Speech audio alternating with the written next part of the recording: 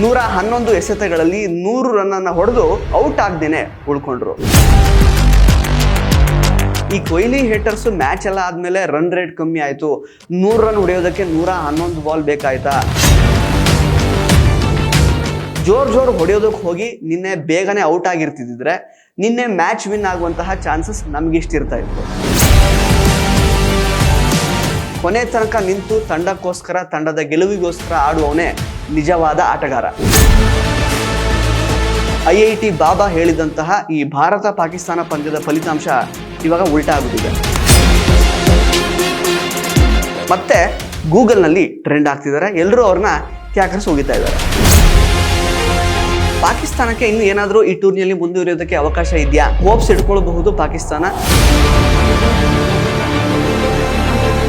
ನಮಸ್ಕಾರ ಸ್ನೇಹಿತರೆ, national TV ಅರ್ಪಿಸುವ ಕ್ರಿಕೆಟ್ ವಿಶೇಷ ಸೆಗ್ಮೆಂಟಿಗೆ ಸ್ವಾಗತ. ನಾನು ಸುಜಯ್ ರಾಜ. ಸ್ನೇಹಿತರೆ, 2025ರ ಚಾಂಪಿಯನ್ಸ್ ಟ್ರೋಫಿಯಲ್ಲಿ ಸತತ 2ನೇ ಗೆಲುವನ್ನ ದಾಖಲಿಸುವ ಮೂಲಕ ಟೀಮ್ ಇಂಡಿಯಾ ಸೆಮಿಫೈನಲ್ನಲ್ಲಿ ತನ್ನ ಸ್ಥಾನವನ್ನ ಆಲ್ಮೋಸ್ಟ್ ಖಚಿತಪಡಿಸಿಕೊಂಡಿದೆ ಅಂತಾನೆ ಹೇಳ್ಬೋದು. ದುಬೈನ ಇಂಟರ್ನ್ಯಾಷನಲ್ ಕ್ರಿಕೆಟ್ ಮೈದಾನದಲ್ಲಿ ನಿನ್ನೆ ನಡೆದ ಚಾಂಪಿಯನ್ಸ್ ಟ್ರೋಫಿಯ 5ನೇ ಪಂದ್ಯದಲ್ಲಿ ಭಾರತ ತಂಡ ಪಾಕಿಸ್ತಾನವನ್ನ ಇನ್ನೂ 45 ಬಾಲುಗಳು ಬಾಕಿ ಇರುವಾಗಲೇ 6 ವಿಕೆಟ್ಗಳಿಂದ ಸೋಲಿಸಿದೆ.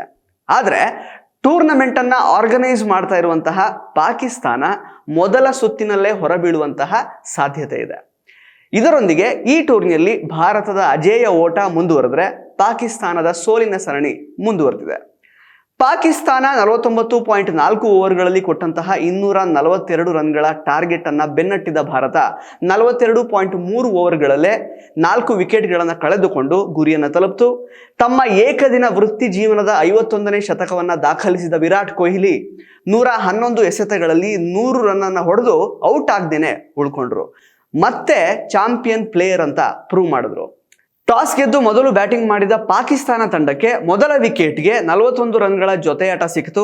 ಓಪನರ್ ಬಾಬರ್ ಅಜಮ್ ಪಾಕಿಸ್ತಾನಕ್ಕೆ ನಿರೀಕ್ಷೆಗಿಂತ ಉತ್ತಮ ಆರಂಭವನ್ನ ಕೊಟ್ಟಿದ್ರಿಂದ ಸ್ಟಾರ್ಟಿಂಗ್ ಅಲ್ಲಿ ಇಂಡಿಯಾಗೆ ವಿಕೆಟ್ಗೋಸ್ಕರ ಸ್ವಲ್ಪ ಕಾಯುವಂತಹ ಪರಿಸ್ಥಿತಿ ಎದುರಾಯಿತು. ಆದ್ರೆ ಹಾರ್ದಿಕ್ ಪಾಂಡ್ಯ ಬಾಬರ್ ವಿಕೆಟ್ ತೆಗೆದು ಪಾಕಿಸ್ತಾನಕ್ಕೆ ಮೊದಲ ಆಘಾತವನ್ನ ನೀಡಿದ್ರು.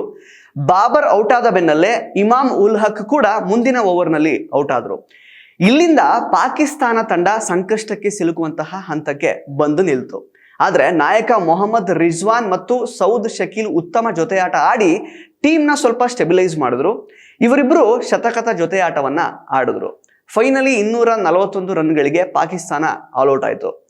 ಈಗ ಪಾಕಿಸ್ತಾನ ಕೊಟ್ಟಂತಹ 241 ರನ್ಗಳ ಗೆಲುವಿನ ಮೊತ್ತವನ್ನ ಬೆನ್ನಟ್ಟಿದ ಭಾರತಕ್ಕೆ ಮತ್ತೊಮ್ಮೆ ನಾಯಕ ರೋಹಿತ್ ಶರ್ಮಾ ಉತ್ತಮ ಆರಂಭವನ್ನ ಒದಗಿಸಿಕೊಟ್ರು.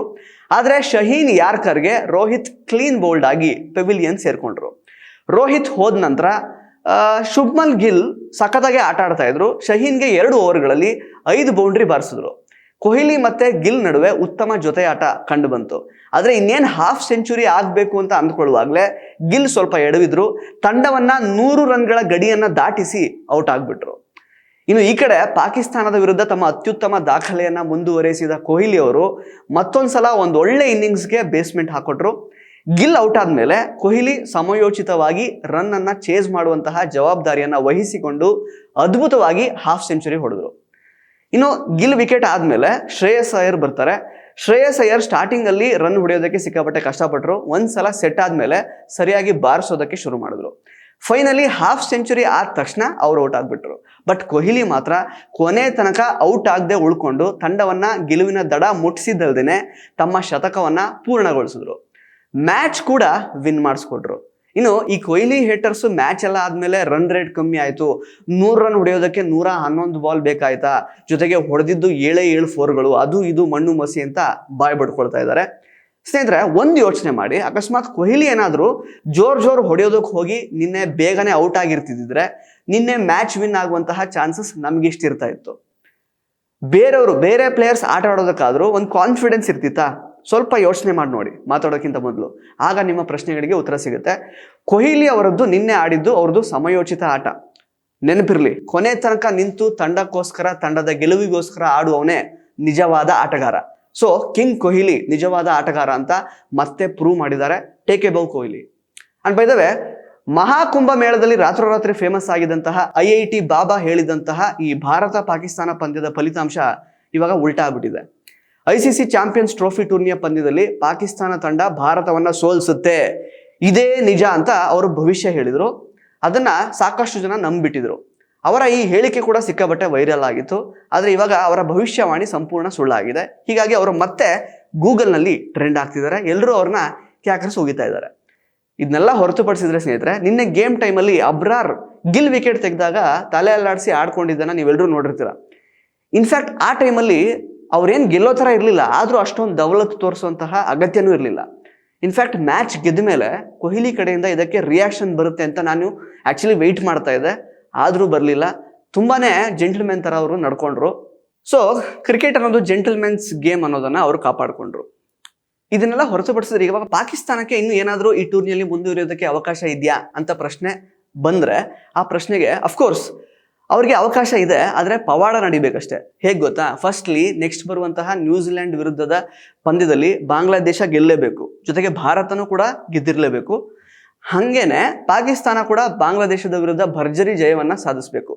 ಹೀಗಾದಾಗ ಮಾತ್ರ ಪಾಕಿಸ್ತಾನ ಉತ್ತಮ ರನ್ ರೇಟ್ ಎಲ್ಲ ಪಡ್ಕೊಂಡು ಸ್ವಲ್ಪ ಗ್ರೂಪ್ ಎ ನಿಂದ 2ನೇ ತಂಡವಾಗಿ ಸೆಮಿಫೈನಲ್ಗೆ ಬರಬಹುದು. ನೆಕ್ಸ್ಟ್ ನ್ಯೂಜಿಲೆಂಡ್ ವಿರುದ್ಧದ ಪಂದ್ಯದಲ್ಲಿ ಬಾಂಗ್ಲಾದೇಶ ಅಕಸ್ಮಾತ್ ಗೆದ್ರೆ ಪಾಕಿಸ್ತಾನಕ್ಕೆ ಟೂರ್ನಮೆಂಟಲ್ಲಿ ಮುಂದುವರಿಯುವಂತಹ ಅವಕಾಶ ಇರುತ್ತೆ. ಅಕಸ್ಮಾತ್ ಗೆದ್ದಿಲ್ಲ ಅಂತಂದ್ರೆ ಪಾಕಿಸ್ತಾನ ಇಲ್ಲಿಂದ ಈಗಲೇ ಮನೆ ಕಡೆಗೆ ಮುಖ ಮಾಡಬೇಕಾಗತ್ತೆ. ಸೊ ಈಗ ನ್ಯೂಜಿಲ್ಯಾಂಡ್ ವಿರುದ್ಧ ಬಾಂಗ್ಲಾದೇಶ ಗೆದ್ದು, ಇಂಡಿಯಾ ಕೂಡ ನ್ಯೂಜಿಲ್ಯಾಂಡ್ ಮೇಲೆ ಗೆದ್ದು, ಜೊತೆಗೆ ಬಾಂಗ್ಲಾದೇಶ ಮೇಲೆ ಪಾಕಿಸ್ತಾನ ಒಳ್ಳೆ ರನ್ ರೇಟಲ್ಲಿ ಗೆಲ್ಲೋದು, ಇದೆಲ್ಲ ಆಗಬೇಕು ಅಂತಂದರೆ ಸ್ವಲ್ಪ ಕಷ್ಟನೇ. ಇದಕ್ಕೆಲ್ಲ ಪವಾಡ ನಡಿಬೇಕಾಗುತ್ತೆ. ಬಟ್ ಇನ್ನೂ ಹೋಪ್ಸ್ ಇಟ್ಕೊಳ್ಬಹುದು ಪಾಕಿಸ್ತಾನ. ಸದ್ಯಕ್ಕೆ ಅವ್ರಿವಾಗ ಬಾಂಗ್ಲಾದೇಶ ಗೆಲ್ಲಿ ನ್ಯೂಜಿಲ್ಯಾಂಡ್ ಮೇಲೆ ಅಂತ ಅವ್ರ ಕಡೆಗೆ ಮುಖ ಮಾಡಿರ್ತಾರೆ, ಅವ್ರಿಗೆ ಸಪೋರ್ಟ್ ಮಾಡ್ತಿರ್ತಾರೆ ಮೈಂಡಲ್ಲೇ. ನೋಡೋಣ ಏನಾಗುತ್ತೆ ಅಂತ. ಸೊ ಪಾಕಿಸ್ತಾನಕ್ಕೆ ವೆರಿ ಲೆಸ್ ಚಾನ್ಸಸ್ ಹೇಳಬೇಕು ಅಂತಂದರೆ. ಸ್ನೇಹಿತರೆ, ಒಟ್ಟಾರೆಯಾಗಿ ನಿನ್ನೆ ಕೊಹ್ಲಿ ಅವರ ಆಟದ ಬಗ್ಗೆ ಆಗಿರಬಹುದು, ಜೊತೆಗೆ ಅವರು ತೋರಿಸಿದಂತಹ ಒಂದು ಗ್ರಿಟ್ ಮತ್ತು ಆ ಒಂದು ಕಮಿಟ್ಮೆಂಟ್, ಆ ಒಂದು ಕನ್ವಿಕ್ಷನ್ ಬಗ್ಗೆ ಆಗಿರಬಹುದು, ನಿಮಗೆ ಹೇಗೆ ಅನ್ನಿಸ್ತು?